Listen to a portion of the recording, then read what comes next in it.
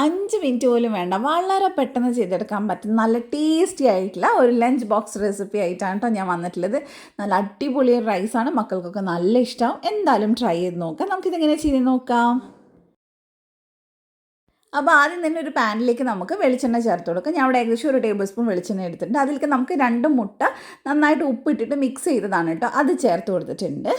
ഇടയ്ക്കൊന്ന് ഞാൻ ഇളക്കി കൊടുക്കുന്നുണ്ട് കേട്ടോ. മുട്ട വലിയ പീസായിട്ട് കിട്ടുവാണെങ്കിൽ കുട്ടികൾക്കും കുറച്ച് സന്തോഷമായിരിക്കും, അതിങ്ങനെ പെറുക്കി തിന്നാനും പറ്റുമല്ലോ ചോറിനകത്തുനിന്ന്. അപ്പോൾ പെട്ടെന്ന് ഇളക്കി കൊടുക്കാതെ ഇതുപോലെ വലിയ പീസാക്കിയിട്ട് നമുക്കൊന്ന് ഫ്രൈ ചെയ്തെടുക്കാം. അപ്പോൾ ഏകദേശം അതൊന്ന് ഡ്രൈ ആയി വരുന്ന സമയത്ത് നമ്മൾ ഉണ്ടാക്കി വെച്ചിട്ടുള്ള ചോറ്, അത് ഏത് അരിയുടെ ചോറായാലും കുഴപ്പമില്ല, അത് എത്രയാണോ മക്കൾക്ക് ഒരു ലഞ്ച് ബോക്സിൽ വേണ്ടത് ആ ഒരളവിലാണ് ഞാൻ കാണിക്കുന്നത് കേട്ടോ. അപ്പോൾ ഞാൻ 2 തവി ഇട്ടിട്ടുണ്ട്. കുറച്ച് മല്ലിയിലയും കറിവേപ്പിലയും കൂടെ കട്ട് ചെയ്ത് ചേർക്കാം. പിന്നെ എരിവ് ഓരോരുത്തരുടെ പാകത്തിന് ചേർക്കാം. ഞാൻ ഒരു 1/2 ടീസ്പൂൺ കാശ്മീരി മുളക് പൊടി എടുത്തിട്ടുണ്ട്.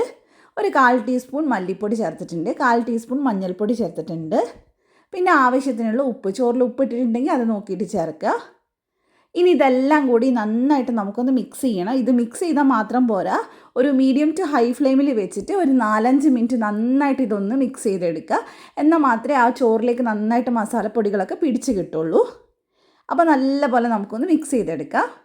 വളരെ പെട്ടെന്ന് ചെയ്യാൻ പറ്റും, നല്ല ഫ്ലേവറൊക്കെ ഉള്ള ഒരു റൈസാണ് കേട്ടോ. ഇതിൻ്റെ കൂടെ ഒന്നും വേണമെന്നില്ല കഴിക്കാൻ, മക്കൾക്ക് പ്രത്യേകിച്ച് ഇഷ്ടമാവുകയും ചെയ്യും.